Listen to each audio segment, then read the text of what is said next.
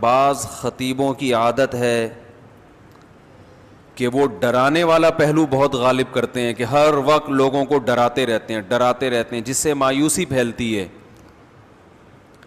اور بعض خطیبوں کی عادت یہ ہوتی ہے کہ وہ اللہ کی رحمت کو ایسا بنا کے پیش کرتے ہیں کہ بس سب کی بخشش ہو ہی جائے گی،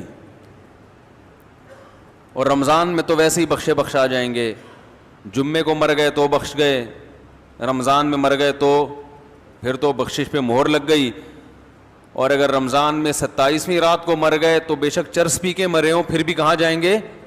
جنت میں جائیں گے. گانا گا کے مرے ہوں یا چرس پی کے مرے ہوں یا کسی کی جیب کاٹتے ہوئے مر گئے، جانا سیدھا کہاں ہے؟ جنت میں. یہ بھی غلط ہے.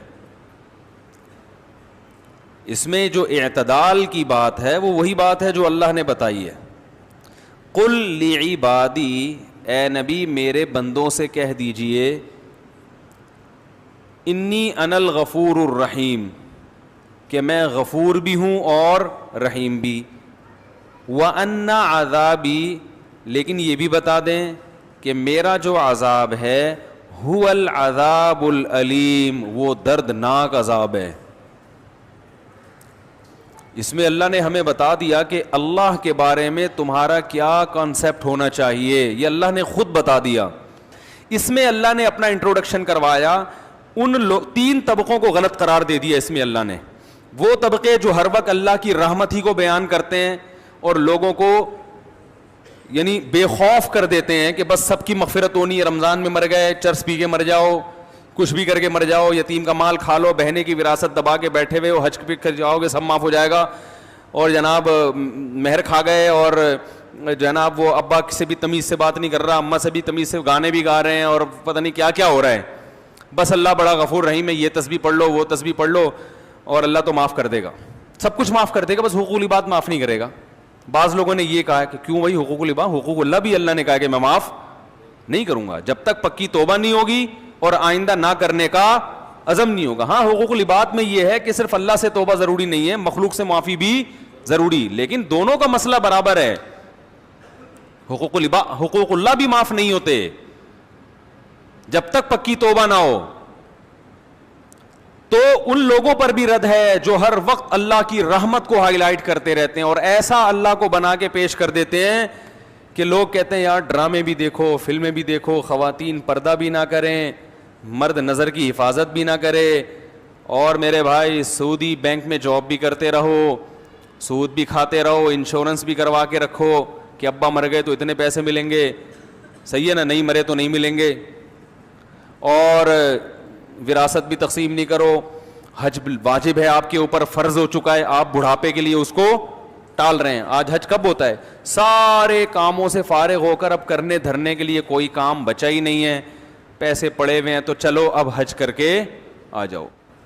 ہمارے حضرت فرما رہے تھے ایک دفعہ بیان میں کہ لوگ رمضان میں یہ تو بتاتے ہیں کہ بخشش ہوگی، روزہ رکھا، تراویح رکھی، بخشش پکی بخشش ہے، 30 عشرہ جہنم سے خلاصی، 27ویں رات میں تو جنت ہی جنت کا. یہ بھی تو حدیث میں آتا ہے کہ جو روزہ رکھ کے بھی جھوٹ نہ چھوڑے اس کو بھوک اور پیاس کے علاوہ کچھ بھی حاصل، اور جو تہجد پڑھ کے بھی برائی نہ چھوڑے اس کو رات کو جاگنے کے علاوہ کچھ بھی حاصل.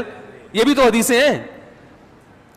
تو ایک طرف اللہ کی رحمت میں اتنا غلو کرایا جاتا ہے کہ لوگ گناہوں پہ جری ہونے لگتے ہیں، یار سب حلال ہے، سب کرتے رہو، بس یہ کر لیں گے، یوں کر لیں گے، ایک مسجد کے ڈبے میں چندہ ڈال دیں گے 5 روپے، اور وائپر والے کو 5 روپے پکڑا دیں گے، شیشہ بھی صاف ہو جائے گا اور صدقہ بھی ہو جائے گا.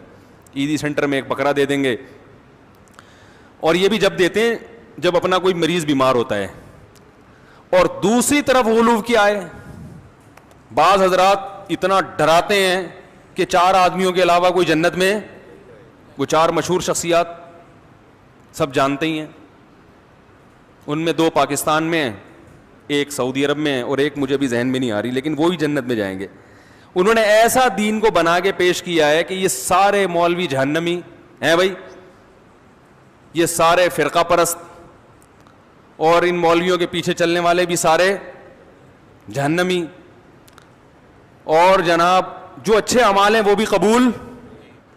تو اس لیے بعض لوگ جہنم کا ایسا بنا کے پیش کرتے ہیں, لگتا ہے کہ جنت میں جانے والے 4-5 آدمیوں کے علاوہ کوئی جنت میں نہیں جائے گا, اور ایسا اللہ کے عذاب سے ایسا ڈراتے ہیں, یعنی جہاں شریعت نے گنجائشیں رکھی ہیں اس کو بھی اتنا سخت بنا. ایک صاحب جماعت کی اہمیت پہ بیان کر رہے تھے کہ جماعت کی نماز اتنی ضروری ہے, اگر نہیں پڑھی جماعت سے تو یہ ہو جائے گا, اور اگر تم, بس کیا بتاؤں میں نے کہا یار انہوں نے, جماعت کی بڑی اہمیت ہے اسلام میں, لیکن حضرات فقہا نے قرآن و سنت ہی کی روشنی میں کچھ آزار بیان کیے کہ بھئی یہ عذر ہے تو جماعت سے نماز چھوڑ سکتے. میں نے کہا یہ اتنا سخت بنا کے انہوں نے پیش کر دیا کہ اب جماعت سے نماز پڑھنا لوگوں کے لیے آسان نہیں بلکہ مشکل. لوگ کہیں گے یار یہ تو ہمارے بس میں ہے ہی نہیں.